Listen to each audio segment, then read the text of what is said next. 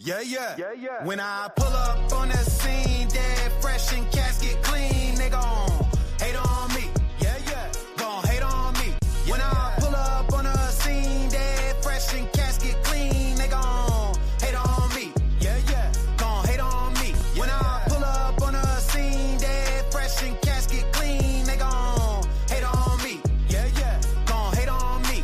When I pull up on the scene, dead fresh and casket clean, they gon' Glad to have you back around. It's just K today, but this is another Biscayne Breakdown. Listen, man, we had to come chat with you guys about a couple of Miami Heat related things. It's been too long since we seen you, and I've told you before, but I told you last time for real. I'm not gonna let that happen too often anymore. With that being said, man, I'm gonna jump right into it. The Miami Heat's last game against the Cleveland Cavaliers was a victory, a surprising kind of victory, actually, on Wednesday night, where they came out and jumped right on the Cleveland Cavaliers, shot lights out from the field from three. And even though that third quarter saw some kind of turmoil that we've been used to seeing from this Miami Heat team across the last couple of seasons, it seems like they were able to eventually pull that game out. They were eventually able to pull that game out, fueled by the big performances of Keller Well in that fourth quarter, where Spo saw himself closing with the double big lineup. But another interesting part about that closing lineup situation, especially for me, was in the last 3 or 4 minutes or more, but especially in that last 3 or 4 minutes, it seems as though Spo chose to go with Norm over Tyler Hero in that moment. Now, nobody's going to sit here and say that neither Norm Powell or Tyler Hero are defensive savants.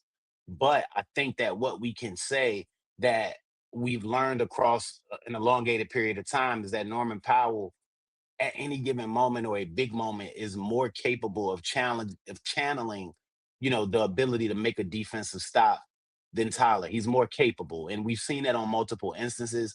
Not that last night was a big Norm go get a stop kind of night, but he was instrumental in, not allowing James Harden to be able to penetrate the paint, or Donovan Mitchell, or any of their perimeter players to penetrate the paint all night, which you love to see from him and other guys. But I also think back to a game against the Clippers, where, Norm Powell was very instrumental in not allowing Kawhi Leonard to get off a look in a very key time for the game, which is just another example of how he is able to come through when you need him, even though there are a lot of moments where we're like, Norm, what in the hell are you doing, for lack of better terms? Again, the overarching point there isn't that Norm Powell is ever going to be your defensive stopper. I think that what we saw against the Cleveland Cavaliers just illustrates a further point, is that if you have to choose between one of those guys to be more comfortable with on the defensive end, you're probably going to choose Norman Powell, which is what Spo put on display on Wednesday night against the Cleveland Cavaliers team. Now, coming off of a losing streak such as the Miami Heat were, I want to say it was 6 or 7. You guys out there don't quote me, but it was quite a losing streak after they had won about 6 or 7 straight. The Miami Heat were in dire needs of this game. Not only had they saw teams below them, you know, creep up, but they were losing, as I mentioned. So it was like a double whammy. They weren't helping themselves while other teams were winning games. And you had teams such as a Philadelphia 76ers team that seemed all but out of it just a few games ago, with injuries to Joel Embiid, then newfound injuries to Tyrese Maxey, Paul George being out with his suspension. Have they've managed to climb themselves not only back in it, but out of the play-in scenario, whereas the Miami Heat still find themselves in it. I mean, it's just a double-sided sword that you never want to catch yourself on the end of, especially if you're a Miami Heat team that has been in the play-in scenario for the last couple of seasons that they've been in the playoffs. It's just a dogged position. While I got it, though, let's take a look at the standings really quick just to see how those numbers shake out. So if you take a look at Miami right now, sitting in that eighth position at 39 and 34, they sit a half game above Charlotte and Orlando, who both sit at 38 and 34. As I mentioned, the Philadelphia 76ers, who had climbed their way out of play in, they now sit a half game behind Toronto for seventh, being the first team in the play-in situation. So what's happened is Toronto has managed to accrue one less loss than Philly, of course, based on this picture, which has put them in that position. Now, what you'll be extremely delightful to notice is that 5 through 10 are separated by 2.5 games, which means that the Miami Heat or any other team within 10 could just as well finish at 5 as they could 10.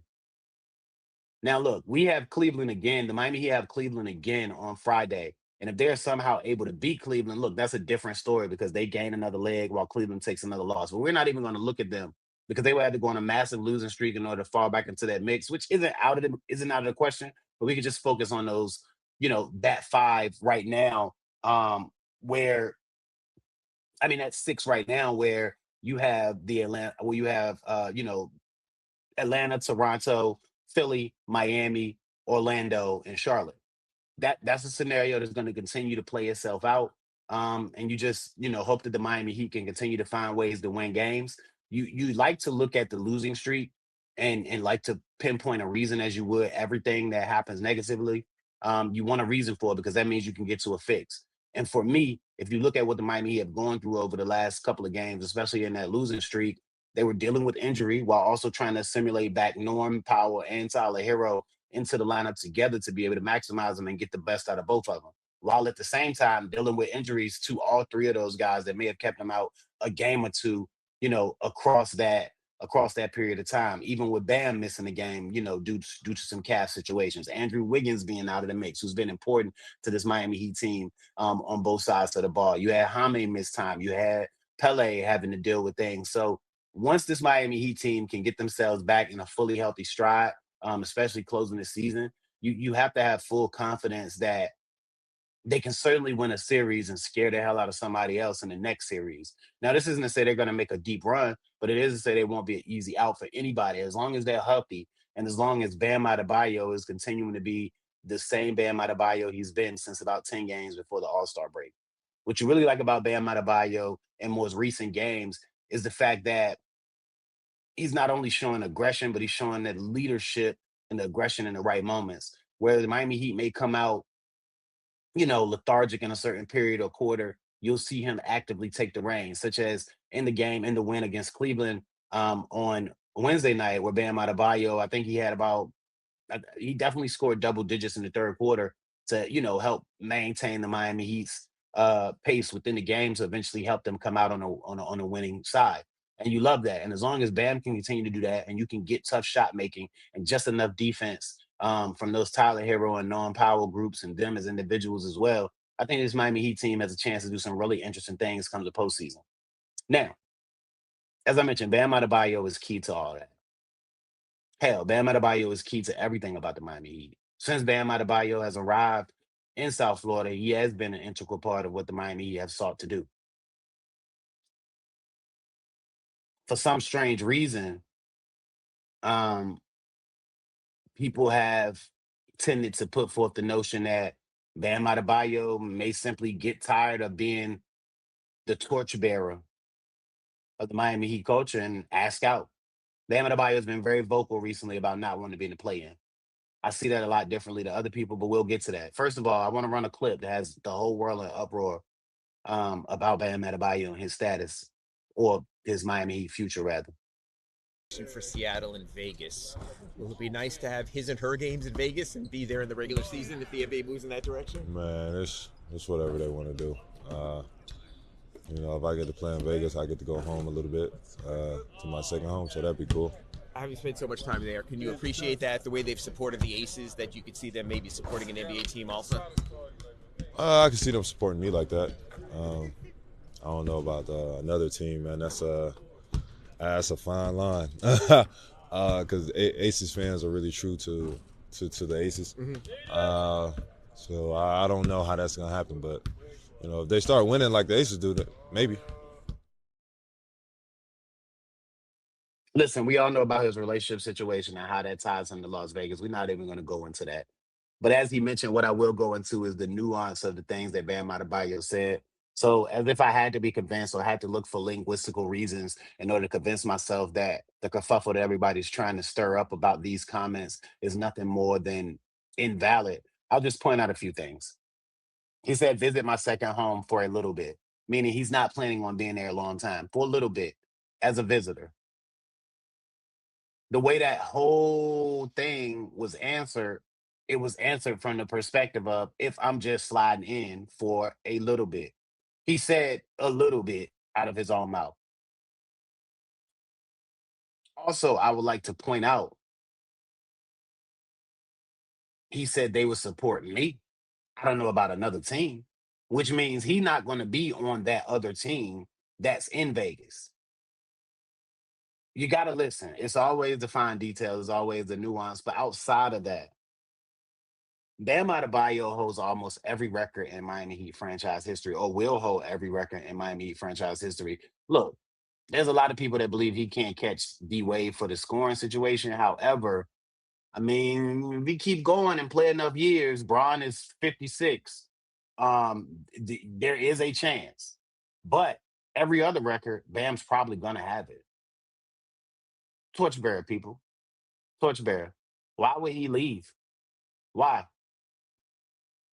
In my opinion, that torchbearer comment means more not only for what he does and what he has meant to the franchise as much as what he is as a leader now. He now can use his voice, the I don't want to be in the play-ins, or I'm tired of the play-in comments, or any other thing that he has to use as far as a motivational, tool to speak to the front office and the people that make the decisions and say, hey, I want more help. You all need to be more aggressive. That's what I see these type of things as. I don't see that previous interview as anything but him answering the question. But when he says something like, I don't want to be in the play-in, or when he's forceful in his answers about his feelings about losing or not progressing as far as other teams, or as far as he thinks that his team should be, I absolutely think that's just him using his voice to try to influence those that make the decisions about the basketball team that he plays for and will continue to play for. Okay. Glad we got that out the way. While we on the players, though, and I'm not going to be here long, today is what we like to call a bis break, fast break. Get used to it. Bis break, fast break. Fast break, bis break, fast break with K. Get used to it. We're going to talk about the rook. We're going to talk about the rook. Kasparas Jakucionis. I don't know if I'm saying it right, but we call him Cas. The man is a player. There were a lot of things said about him when he was coming out of Illinois.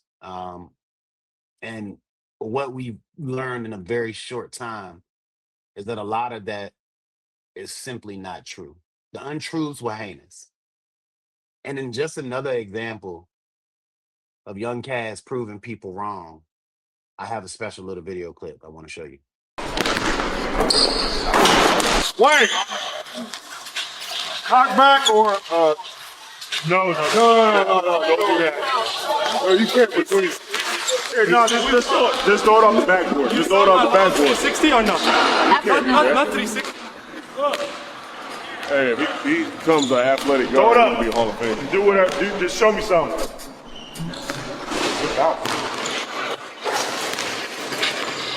Hey! You got a camera or no? The windmill too? Whole thing. Okay, that's I knew. First of all, shout out to Tough Juice with the Avarex on. Old school. I see you, Karan. Coach Karan with the Avarex on. But listen, man, Cas, they said he was a bad, well, not a bad, but a streaky shooter. They said his defense was questionable. They said he was too turnover prone. Hell, they said he was a below average athlete. He had good size, good ball skills for a point guard, good IQ, but the rest of that stuff wasn't there. And you know what? They lied to you people. They lied. He's way better defensively than any of us could have imagined. He knows how to play the position. He works hard. He doesn't turn the ball over nearly as much as his scouting report and those that watched him will have you to think. And most importantly, oh my word, that boy can shoot that rock. I mean, he showed you that. Now, the way he shot that Tater has come off specific catch and shoot situations where he might be going to the side, running off of action. We haven't even seen a lot of the spot ups, but those are typically the easier shots. Now, none of them are easy because the NBA, you got guys trying to contest you and they're just distant shots anyway. But when you're talking about relative to the shot overall, those without motion are the easiest ones to make. So if he can make the difficult ones, you have to be encouraged about his overall ability as a shooter, which I have been, which a lot of people have been. which goes to say that a lot of people were simply wrong about young Kaz. And we continue to hope to see that type of progress from him throughout the remainder of his rookie season as we hopefully head into a playoff scenario and for years to come. Now, speaking about that playoff scenario, I do want to pull up the schedule real quick before I get up out of here to talk about a couple things with y'all. If you take a look at, like I said, we just had Cleveland on Wednesday the 25th. You have them again on the 27th. You close the month with Indy on Sunday and your second to last back-to-back of the season against Philly on Monday. Boston, Washington, Toronto, Washington, ATL to close the year. That Boston game is tough. Any game is tough. Let's not look past anything, but you're looking at your super tough games. That Boston game is the one that, you're looking at like, okay, we're going to have to be at our best. You do play Toronto twice back-to-back, just like this Cleveland situation. So you're going to have to be on your P's and Q's for that.